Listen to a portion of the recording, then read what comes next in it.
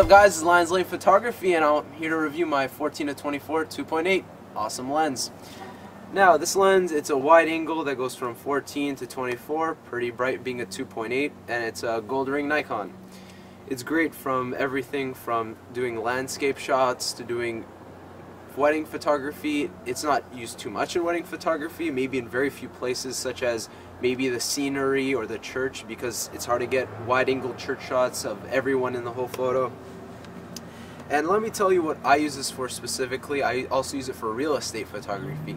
For real estate photography, if you're in a room and you're trying to make the room puff up, you want to use a 14 because the room will kind of look bulged out and it kind of gets the buyer into the house. Such as when I took a shot, the bed was bigger. It kind of gives them a feel, oh, I want to buy this house because it looks newer and it looks just good.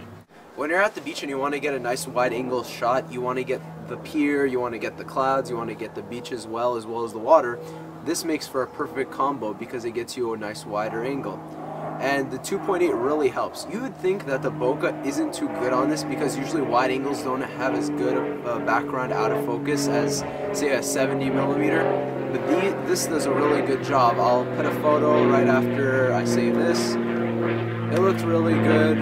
It was just a plant in my backyard I was shooting.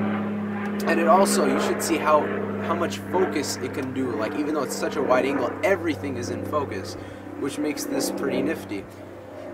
Okay guys, the bad parts about this lens, I would say the worst part is the cap. This cap is very sensitive. I mean, if I put it in my bag and it's facing downwards, I want to pull it out, this will stay in my bag because it's like kind of tight and it's really hard to pull out.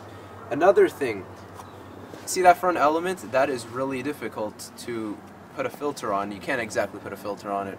So if you get a scratch, I was quoted at being $800 to $900, and if you say just ruin the coating, it's $100 to $200, but that's money. If you guys want to see how fast this thing focuses,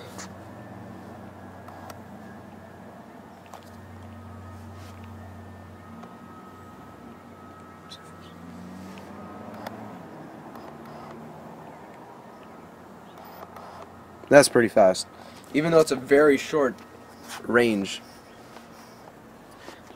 One more thing I gotta mention, guys, is this lens, it's a bang for your buck lens. If you look at other Nikons that are compared in this range, they go for $1,900 and they're just a 14mm that's a 2.8. If you think about it being a 14 to 24 2.8, it may not have the same 1.4 aperture as the 24mm, but as the 14, you're getting a great buy because you're getting almost two lenses in one.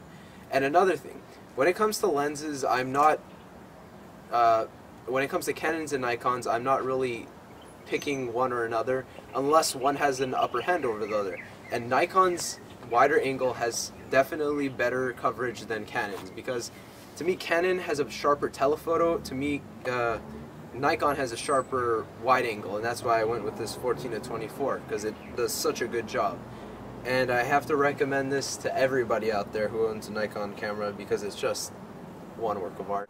You guys, don't forget to subscribe because we're going to do a comparison of the Nikon and the Tokina wide angles, the 11 to 16 Tokina, and Aram's going to do a review on that. So if you want to see that coming up, you guys better subscribe and get ready. See ya.